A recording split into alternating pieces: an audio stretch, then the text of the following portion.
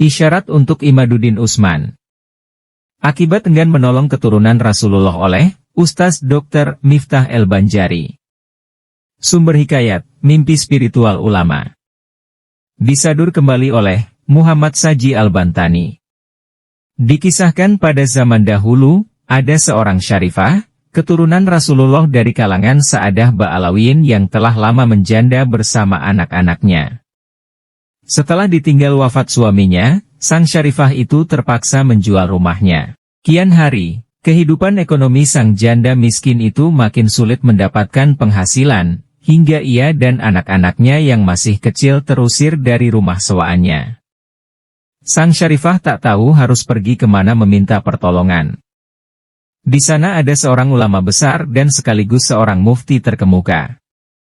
Maka syarifah itu mendatangi ulama mufti itu untuk sekadar meminta izin bertempat tinggal sementara di rumahnya yang besar itu.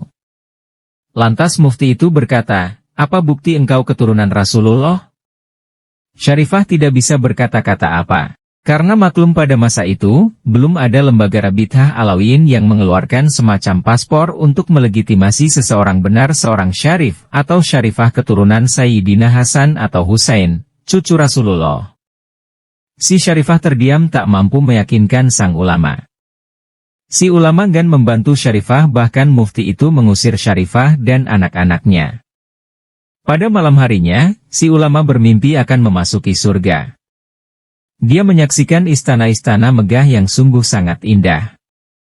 Sang mufti berharap bisa memasukinya. Saat ia melangkah ingin memasukinya, ada seseorang yang menahannya.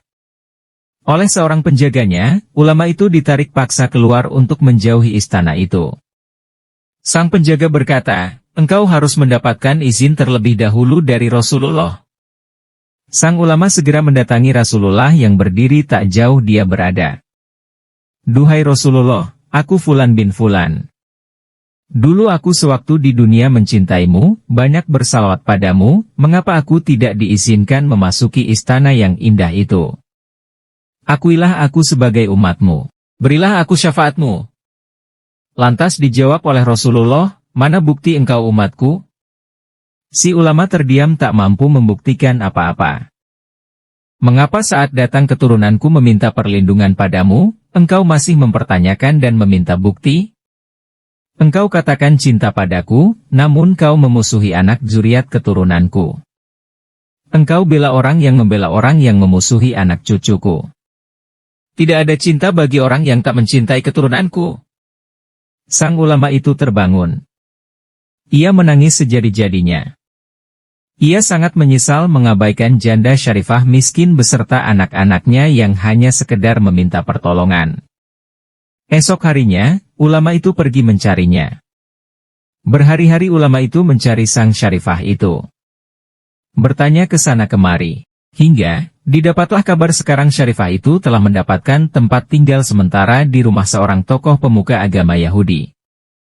Sang ulama mengatakan, "Serahkan syarifah yang tinggal di rumahmu itu padaku, biar aku saja yang menampungnya." Namun, sang pemuka Yahudi itu menolak menyerahkan syarifah dan anak-anaknya.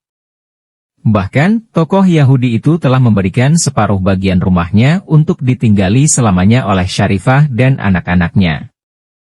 Sang ulama terheran-heran mengapa pemuka Yahudi itu begitu bertekad mempertahankan syarifah itu. Apa untungnya baginya? Bukankah dia dan syarifah itu berbeda agama? Pikir sang ulama itu. Sang tokoh Yahudi mengatakan, "Wahai ulama, dulu aku tidak percaya pada nabi kalian, Muhammad. Tapi tadi malam ia datang menemuiku dalam mimpi dan mengucapkan terima kasih atas bantuanku menolong anak cucunya yang sedang dalam kesusahan.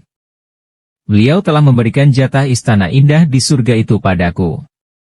Maka saksikanlah aku berikrar, asyhadu alla ilaha illallah wa asyhadu anna Muhammadar Rasulullah. Aku bersaksi tiada ada Tuhan selain Allah, dan Muhammad adalah utusan Allah." Hari ini banyak orang Islam mengaku cinta pada Rasulullah, namun mereka ikut mencela dan memusuhi terhadap cucu zuriat Rasulullah. Semoga kita diselamatkan dari membenci keturunan Rasulullah. Amin.